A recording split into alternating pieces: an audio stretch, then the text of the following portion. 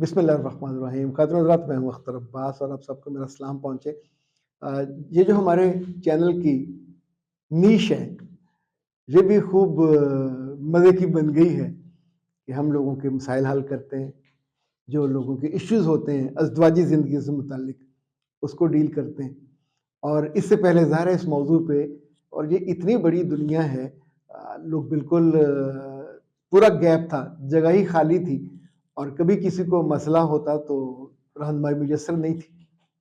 पिछले 2 हफ्तों में कम से कम 7 बच्चियों ने शादी वाले दिन या शादी की शब, यानी लाइक रात को रुखसती थी तो दिन में जो उनको घंटा 1.5 घंटा मिला मेकअप से पहले, उन्होंने सेशन लिए।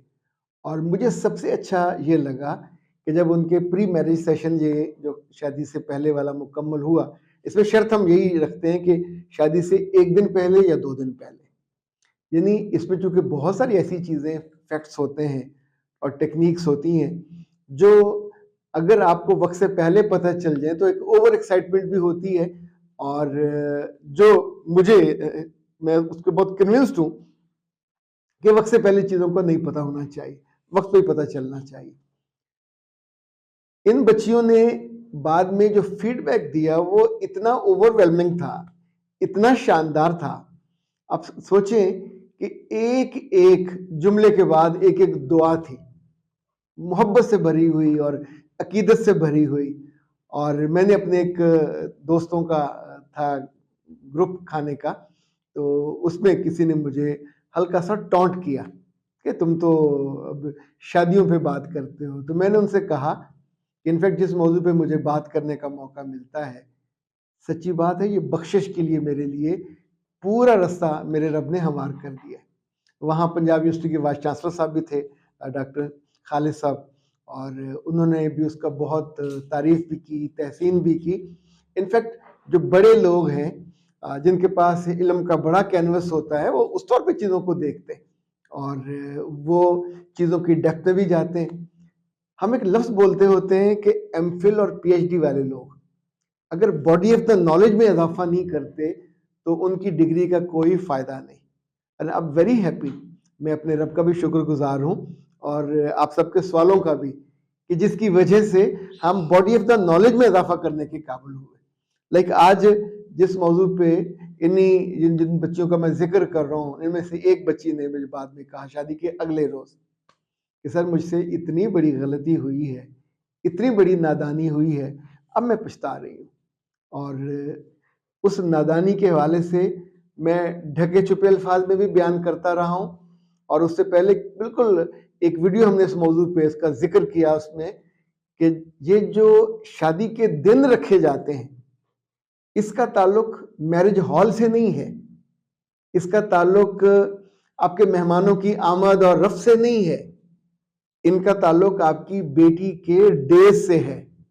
जितने सियाने थे जो गांव देहात में रहते थे, जो सन ऑफ द सॉइल होते हैं, वो हमेशा दना और उस विजडम को, उसकी रूह तक जानते होते हैं। उन लोगों ने किताबें नहीं पढ़ी हुई थी, पर ये जानते थे कि शादी के दिन लड़के वाले नहीं रखते, लड़की वाले रखते। और लड़की वाले बेटी के जो डेज हैं, माहवारी जो है, उसको गुजारने के बाद रखते, कम से कम 5 दिन के बाद। ये इतनी बड़ी दानाई की बात है, इसलिए कि 10वें दिन से लेके 11वें, 12वें, 13वें, 14वें दिन, ये कुल 5 दिन होते हैं जिसमें बच्ची की प्रेगनेंसी हो सकती है। और आप शादी के अगले दिन ही आपके डेज शुरू हो गए, तो आप सोचिए, दुल्हा अभी आपका उसके साथ दोस्ती नहीं हुई, मोहब्बत नहीं हुई, ताल्लुक नहीं बना, और पहले दिन आप बता रहे हो कि मेरी तबीयत खराब है, तो उसको समझ नहीं आएगा कि तबीयत खराब होने का क्या मतलब है।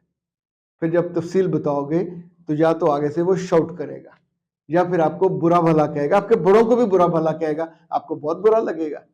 उसका क्या कसूर है? ये नादानी लड़की की मां की और उसके आसपास वाले लोगों की है, जिन्होंने उनसे कहा लड़के वालों से, जी जो दिन रखना रख ले, मत कीजिए।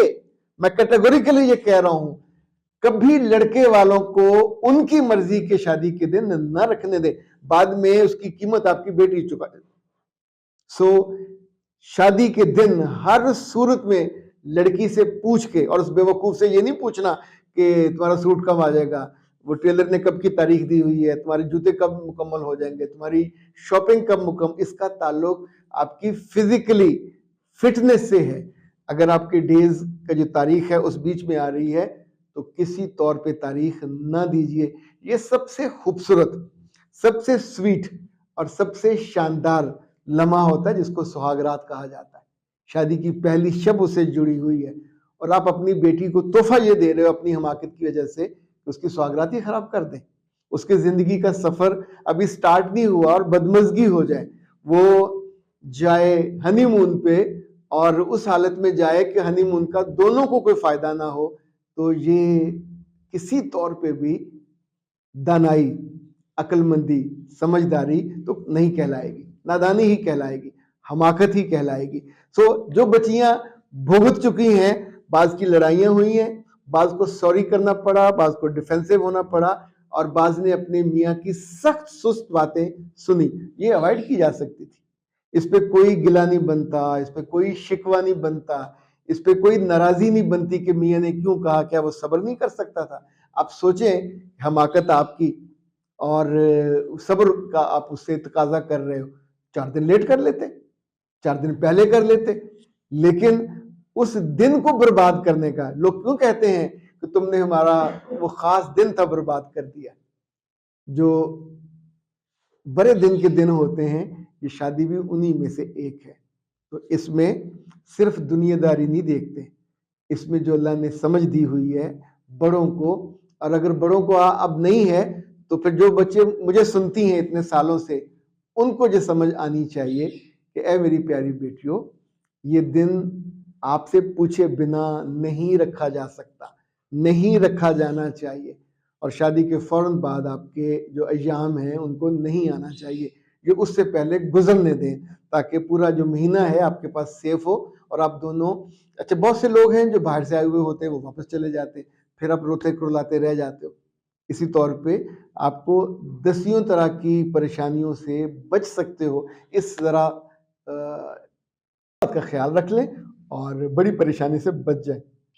ऐसा कर लोगे तो आपकी ज़िंदगी बहुत सारी खराबियों से बच जाएगी। और मेरी दुआ, मेरी कोशिश, मेरी ख्वाहिश, मेरी आरज़ू, मेरे जितने लफ्ज़ होते हैं ये वो पेडेस्टल हैं जिस पे आपको मैं बिठा के चाहता हूँ कि आप मोहब्बत की दुनिया में प्रवास करो, उसमें खुश रहो। क्योंकि मेरी लालच ये है कि आप मोहब्बत में खुश रहोगे तो आप अल्लाह के शुक्रगुजार होगे, आपकी रूह शुक्रगुजार होगी, आपका दिल शुक्रगुजार होगा, तो अल्लाह की रहमतें और बरकतें आपकी हालत पे, आपके हाल पे, आपके मुस्तकबिल पे ज़्यादा नाज़िल होंगी। तो क्यों नहीं चाहिए आपको बरकतें, क्यों नहीं चाहिए आपको रहमतें? झोली फैलाइए ताकि आपके अंदर आएँ। गलतियाँ मानने से चीज़ें बेहतर हो जाती हैं। अख्तर अब्बास को दीजिए इजाज़त। अस्सलाम वालेकुम।